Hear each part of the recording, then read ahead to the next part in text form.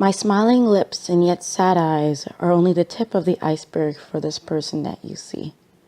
Beneath my everything that makes me me is my inherited insecurity.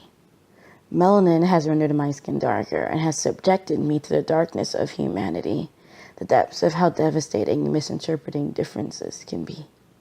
My people were kings. They were proud, they were strong, they were warriors, and they were classified as savages deserving of slavery, seeds ripped from the soil that had reaped prosperity and planted in stolen land among weeds. Ravaged by parasites that took the life that they breathed, because watching my people wither was akin to a need. We became cargo, we became slaves, denied the right to be alive, we became property, dehumanized to our graves. I'm every person on that slave ship, every person on that field, every person who has been whipped, flogged, beaten, and killed. Because if I had been there, it would have been me. That would have been the destiny I would have fulfilled. This first inherent insecurity is embedded in the fact that I'm Caribbean Canadian, or is it African Canadian, or African American, or is it only just African? Now I know why no matter what country we find ourselves in, we call ourselves Black, because having more melanin in our skin has revealed all the light that humanity universally lacks. Now you still have time to go away, turn, and never look back, because this iceberg goes so much deeper than just the fact that I'm Black. I'm a Black female. Yes, this is different. Yes, this is distinct. Yes, we are more marginalized than you would ever think. Lesser than the Black man, lesser than the white woman, struggling to figure out how we fit into the mold of being human. Are we the Mammy or the Jezebel? Too masculine or just invisible? I believe we have been defined as E, all of the above. Denied the right to raise our own, being forced to raise our future masters by whom we would be owned. Raped and brutalized, but never justified, because the curves of our body clearly meant that we were over-sexualized, forced to fight, so not demure, forced to struggle, so not patient, forced to be both parents because our men internalized the lies that the white men had suggested. Forced to take the background in the movements that the world celebrated, yet we wonder why in the media we're rarely represented. Did you know that we are the least sought out of all demographics for anything romantic? That amongst all the people groups and gender combinations, we are the least attractive? And so these two inherited insecurities just to take the course of my existence, how I see myself, how I am seen, and my much needed resilience. So I try to say this truth in love, but I will not apologize. Saying all lives matter is actually devaluing mine. Saying that you didn't ask to be white doesn't change the fact that I'm Black. And saying that racism doesn't exist anymore doesn't make it suddenly poof and disappear, gone in the wind with no remnants in the air. Ignoring the weeds only allows them to grow. And you only continue their spread by pulling out the tops by your caring ignorance, making a wish out of your tolerance, and giving it a big blow of air with no substance. There's a root that needs to be dealt with. But pulling out weeds takes a lot more than new legislation and political correctness. It takes getting down on your knees in humility, getting your hands dirty in the mess that has been created, pulling out the stereotypes at the very roots with all of your strength and with the commitment that says no matter how long it takes, this task will be accomplished. Who is actually willing to do that? Who?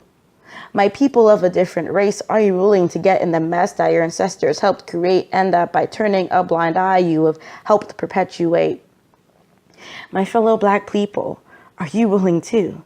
This state is comfortable for you. We have become too used to being used. There are stereotypes that we've adopted as traits of our race. We've adapted to the environment of the weeds, and I've called this success, my goodness. Our society has a flawed view of progress.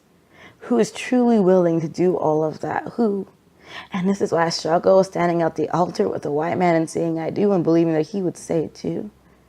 Because it's more than just culture. It's the whole iceberg of my identity. It is the roots of my inherited insecurities. And yet, someone already did all of that for me. I am part of the most epic love story in all of history. Science tells me that we are X% different and X% the same, but that's because we all have origins in the one who introduces himself with, I am as his name. We inherit the identity of being made in the imago Dei, but evil corrupted our inheritance to an insecurity of no longer being in a relationship with the one who defines infinity. And we are unable to pull ourselves out of this weeded mess on our own because we planted ourselves in this imperfect soil that was not meant to be our home. We chose our slavery to an evil that corrupts, and by the time we realized the condition of our chosen soil, we were stuck. This soiled soil perverted who we were meant to be and established the weeds of racism, sexism, and every other ism that plagues humanity. Our Creator witnessed this and would have been righteously justified to let us bear the consequences of our choice of Him being denied. Yet the Creator became our gardener and got down to His knees. In humility, He chose to pull out our self-perpetuated weeds. And then He changed the soil by the perfection that He shed, that new life would replace the death we lived instead.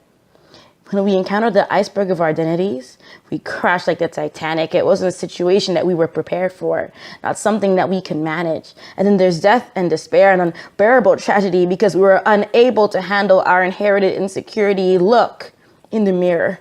Be honest with yourself about your inherited needs.